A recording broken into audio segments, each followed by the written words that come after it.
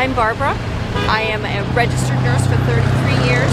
I've worked in NICU, neonatal intensive care, and I have assisted doctors with circumcision many, many times. I've seen the little boys strapped down on that papoose board. It hurts.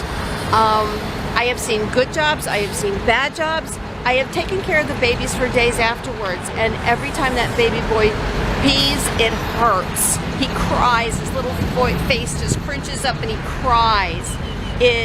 He's going through pain in a time in his life when he's supposed to be learning to trust caregivers, trust his mother, trust his people that are watching him, and to learn about this experience called life. He's having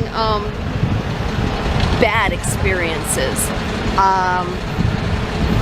I have taken care of adult males for years and years and years, and I have seen very few incidences of difficulty. The biggest difficulties I see is when nurses don't care for a non-alert gentleman. You're talking about intact adult males. I'm talking about, foreskins. yes sir, I'm talking about males with foreskins. It's the biggest problem I see is that nurses don't know how to care for them properly.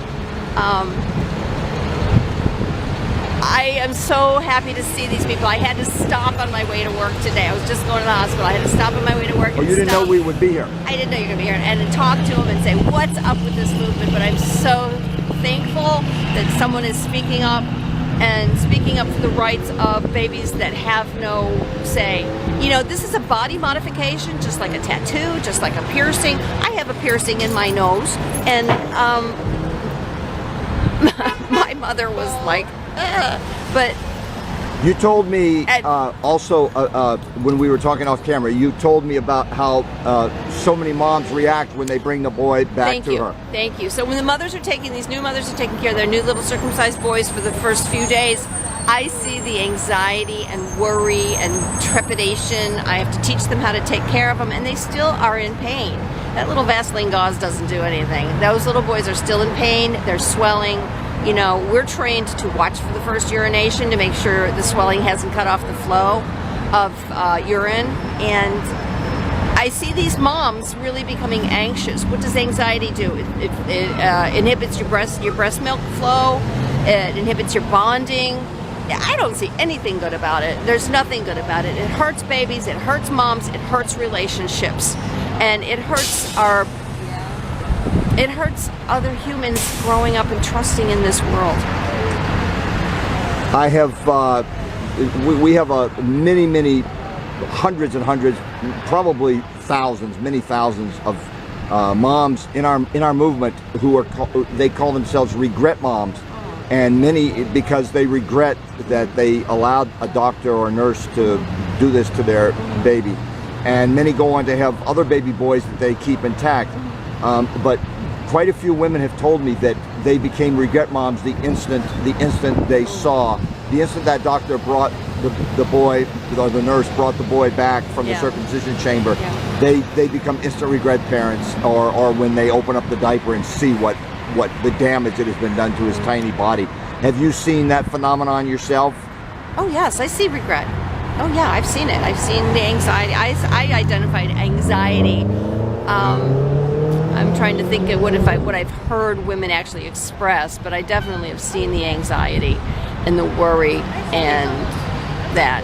In your capacity as a nurse at your hospital, are you allowed to tell them that you don't have to do this, you didn't have to do this? Yes, I'm allowed to tell them it's their choice. And I'm allowed to educate them as best I see fit. I don't have guidelines on education other than, you know, it's a surgical procedure and do you there's still, risks. In your current job, are you still assisting on these? No, I don't work in neonatal anymore, and I don't work in mother-baby anymore. Is it because of that? No, I've just moved on in my career. And my friends have told me to remind you and other nurses, and you can tell other nurses, there is a website called Nurses for the Rights of the Child, and they will help nurses tell you how you can be what's called a conscientious objector. Nurses do not have to help in the circumcision or participate or even be present. You have that legal right to be a conscientious objector. So you might want to tell your friends about Nurses for the Rights of the Child. Thank you. I will. Thank you for sharing your story with us, Barbara. Thank you for being here and taking your time and speaking up. Absolutely.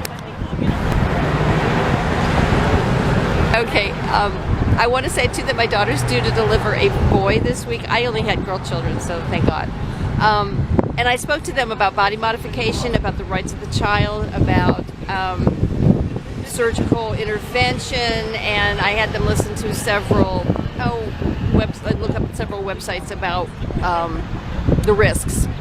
I am so grateful that they have chosen to leave him intact and let him make his own decisions about his body. And how old is your daughter? She's 23.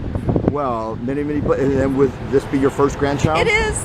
Well, many blessings Thank you. ahead for you and your a growing family, Barbara. Thank you. Thank you for talking to us.